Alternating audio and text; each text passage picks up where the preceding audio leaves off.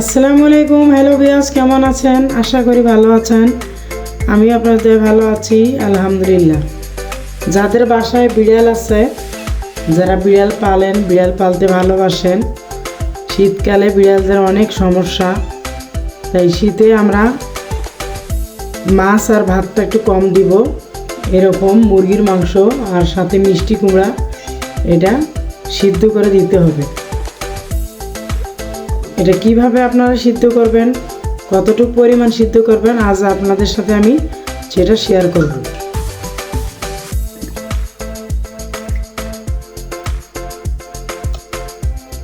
যারা কখনো মিষ্টি কুমড়া খাওয়াননি বিড়ালদেরকে, তারা কমায় দিবেন, মুরগির মাংসের সঙ্গে কমায় দিবেন। এক টুকরা মুরগির মাংস আর হাফ টুকরা নেবেন হলো মিষ্টি কুমড়া। যে আমার বিড়াল মানতেছে না, ও ওখান থেকেই খাবে।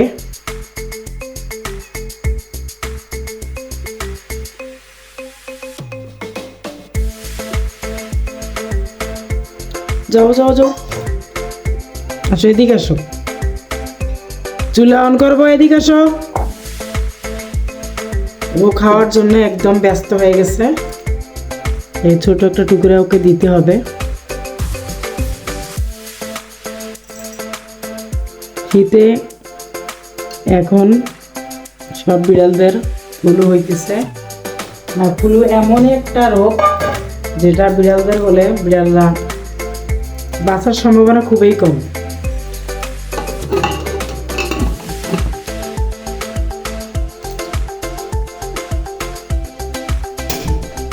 চুলাটা আমি অন করে দিলাম। এখন কয়টা ছিটি দিবে, কয়টা ছিটির পরে আমি এটা নামিয়ে ফেলবো চুলা থেকে, আপনাদেরকে আমি দেখিয়ে দেব। চুলাটা একদম হাই হিটে দিবেন আর একটু পানি দিবেন। এই পানিটা যদি আপনারা খাওয়াইতে পারেন বিড়ালদেরকে, তাহলে অনেক উপকারিতা। সাথে কলা দিবেন আর খাওয়ানোর চেষ্টা করবেন একটু একটু করে, একদিনে খাবে না। মিষ্টি কুমড়া, কলা, অনেকে মাছও দেয়, আর শীতকালে মাছটা একটু কম দিবেন, কারণ শীতকালে বিড়ালদের ঠান্ডা লাগলে কিন্তু বিড়ালদের ফ্লু হয়ে যায়, আর ফ্লু হলে বিড়ালের বাঁচার সম্ভাবনা খুবই কম। কয়টা সিটি দিলে আমি এটা চুলো থেকে নামিয়ে ফেলবো, একটু পরে আপনাদেরকে আমি দেখাবো।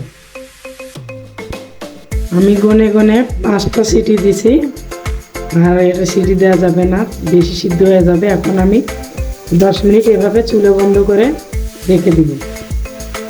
এখন আমি প্রেসার কুকারের ঢাকনাটা খুলে দেখব কি অবস্থা।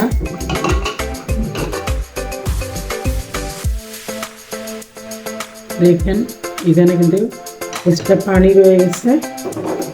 এখন যেটা করতে হবে, পানিটা যদি বেশি হয়ে যায় তাহলে এভাবে একটা কড়াইতে ঢেলে নেবেন। নেওয়ার পরে চুলোটা অন করে দিবেন।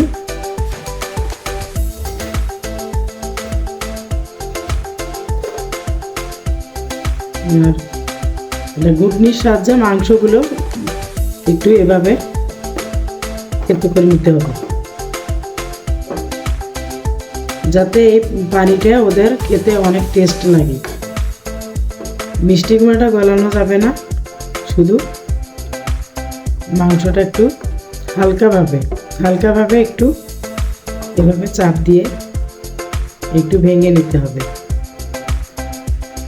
এই পানিটা তাহলে ওদের খেতে ভালো লাগবে।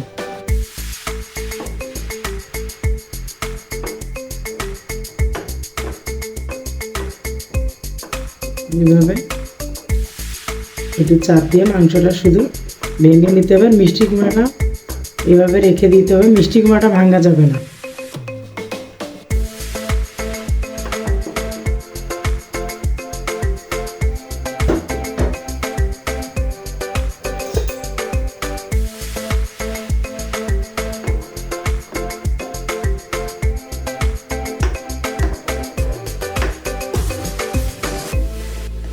এখন শীতকাল, শীতের সময় এই পানিটা যখন আপনার রাতে সিদ্ধ করবেন বা সকালে সিদ্ধ করবেন মাংসের সঙ্গে মিষ্টি কুমড়া, তখন কিন্তু এই পানিটা জমে যাবে। জমে গেলে একটু ঘন হলে ওদের খেতে অনেক সুবিধা হবে। এখানে আপনারা কাঁচকলাও দিতে পারেন। কাঁচকলাটা খেলে বিড়ালদের অনেক ভালো থাকে, পেটের সমস্যা হয় না।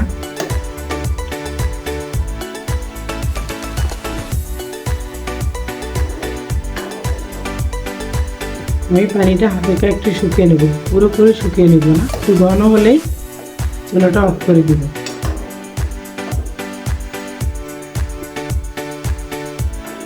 আমার বিড়ালরা খাওয়ার জন্য একদম ব্যস্ত হয়ে গেছে।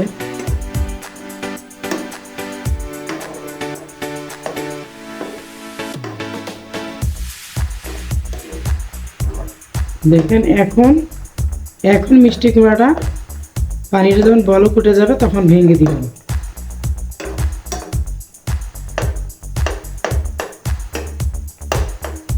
আস্তে আস্তে পানির সঙ্গে গলে যাবে। মিষ্টি কুমড়াটা গলে গেলে এই পানিটা একটু ঘন হয়ে যাবে আর ওদের খেতেও অনেক সুবিধা হবে।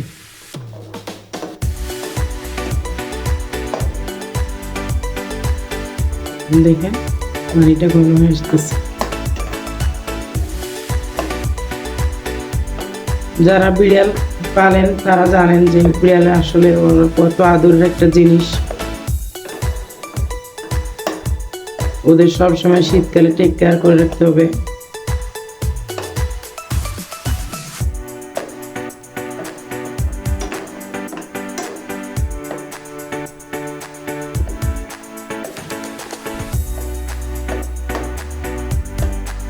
আমি আর একটু জাল করে নিব। এখন আমি চুলাটা অফ করে দিলাম।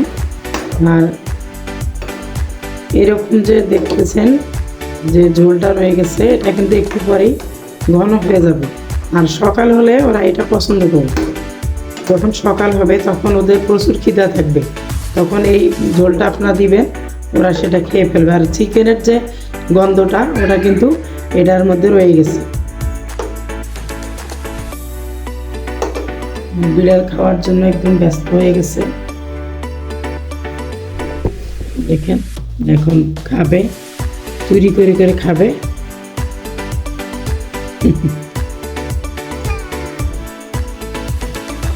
ঠান্ডা হয়ে নিক।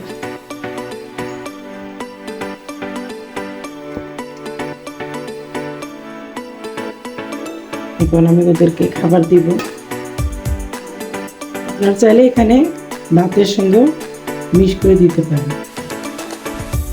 মুরগির মাংস আর মিষ্টি কুমড়া আমি সিদ্ধ করে দিলাম।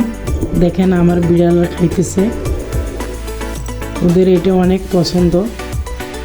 যাদের বাসায় বিড়াল আছে তারা এভাবে শীতকালে এভাবে সিদ্ধ করে দিবেন। মাছ আর ভাত একটু কমাই দিবেন, আর চিকেন আর এভাবে মিষ্টি কুমড়া দিয়ে দিবেন। তাহলে ওদের স্বাস্থ্যের জন্য এটা অনেক উপকারিতা।